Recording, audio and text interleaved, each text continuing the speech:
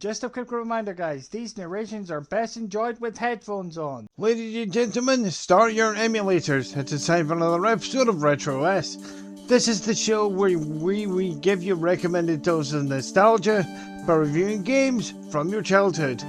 This is part of Commander 1990 T-Federer of Disabled Gaming Reviews, and we are back in location in R-Cade in Glasgow to review the first entry of the legendary Star Fox franchise.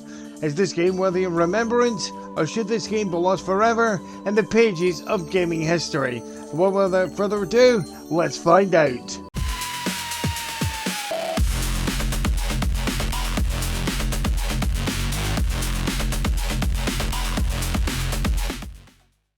Star Fox is another series that Nintendo has in its portfolio. I mean, the franchise has just got a Switch 2 remake.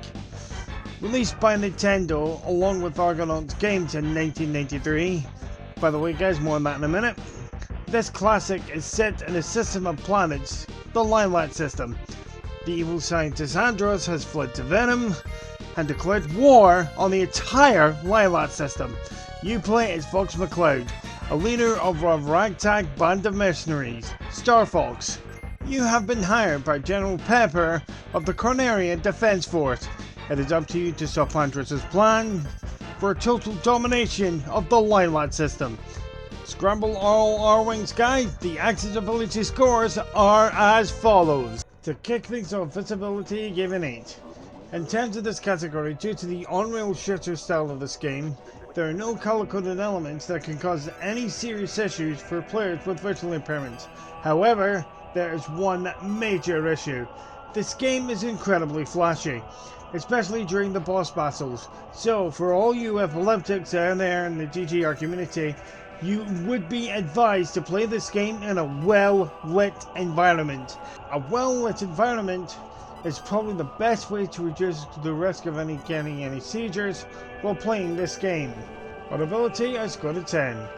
Due to the game's age and storage limitations of a standard SNES cartridge or Super Famicom over in Japan, there is no spoken dialogue present in this game apart from a unique sound for every speaker. The actual dialogue is all text-based. So back in those days, imagination has to fill in the blanks. So a player with a hearing impairment should be able to play this game. Next up, mobility, I scored a 10. The game has 4 control layers that can be changed before you start the game. You could use the game's training stage to test them out before you start.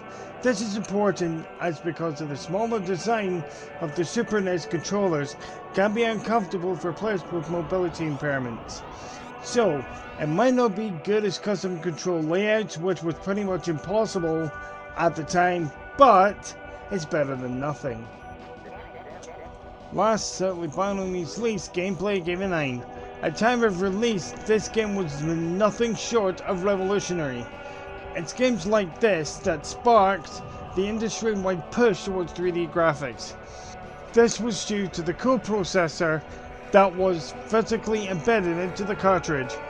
This little handy piece of hardware was called the Super FX chip, and it was manufactured by UK-based developer Argonaut Games.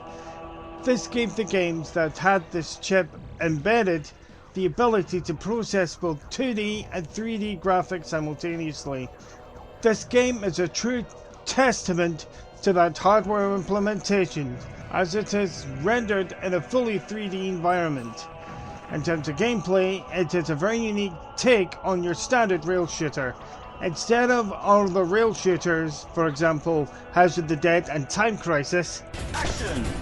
Instead of moving forward when all enemies are defeated, you move forward at a constant rate.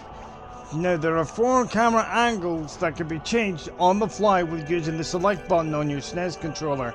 There are 3 chase cam, which shows the back of your R-Wing, and in a third person perspective, there is also a cockpit view. In cockpit view, there's also a crosshair which helps you with aiming. However, this view is only available in certain levels in this game, which can be annoying. Now before you start the game, you have to pick one of 3 paths. That way you can select easy, medium or hard difficulties. In summary, Starwing is a very unique take on the standard rail shooter. The ability to switch camera angles makes this game stand out from the likes of House of the Dead and Time Crisis. Action! The ability to pick whichever difficulty you want to play the game in without jumping through a bunch of hoops is a very nice touch, even for on-rail shooters. The idea of moving forward constantly makes the game a lot smoother as you take down enemies while avoiding enemy fire, with intense boss battles to really put you through your paces. These makes the game an essential part of SNES console owners' collection. Now, if you like the look of the game and you want to try this out for yourself, on the classic native Nintendo hardware, this game is available to play in R-Cade, located on 121 Salt Market Street in Glasgow.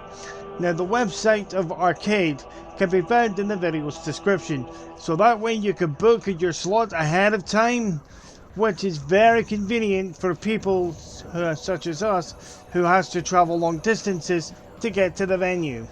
I mean, after all, after traveling about an hour on the train, it would have been an absolute disappointment to go all this way just to find out that the R-Cade is fully booked.